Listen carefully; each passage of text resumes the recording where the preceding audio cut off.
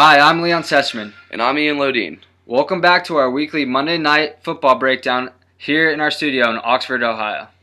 Don't change the channel because we have a lovely lineup here tonight between two very popular teams, the New York Giants and my hometown favorite, the Minnesota Vikings. Although each person might be a fan of a different team, everyone loves the classic Monday night matchup for the game itself and for the impact it has on fantasy football. After extensive research of the matchup, we have a few suggestions on what to look out for in tonight's game.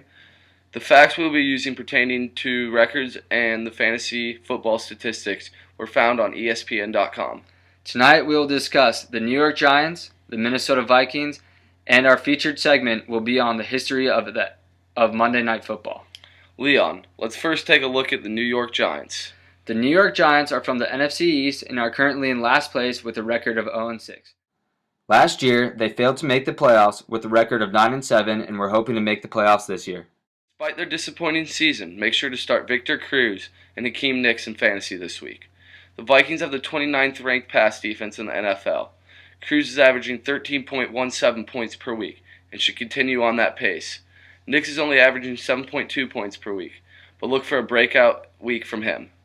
Now, let's take a look at the Minnesota Vikings. Go Vikes!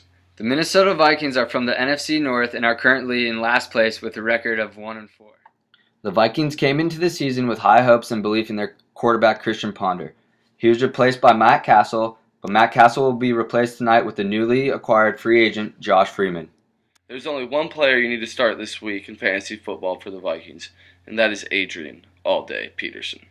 Everyone knows the sad story that aired last week about Peterson's son's death. But All-Day plays his best after adversity. Adrian Peterson is bound for a huge week against the 26th ranked running defense of the New York Giants. Think what you want there, Lodin, but all I know is you're just rooting for the Vikings and hoping that they don't lose to the worst team in the NFL. Tonight, the featured segment is on the history of Monday Night Football. Ian, why is it played on Monday night and not on the weekend with all the other games?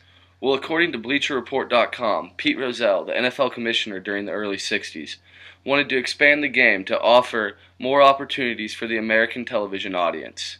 Monday night was not the first choice for an extra game to be played on primetime TV. Saturday nights were the first choice, but failed miserably. Friday nights were tried, but failed because of high school football games. We hope you enjoyed our show tonight about the New York Giants, the Minnesota Vikings, and our featured segment on the history of Monday Night Football. Tune in next week at the same time for our discussion about the Seattle Seahawks, the St. Louis Rams, and our featured segment on whether or not student athletes should be paid.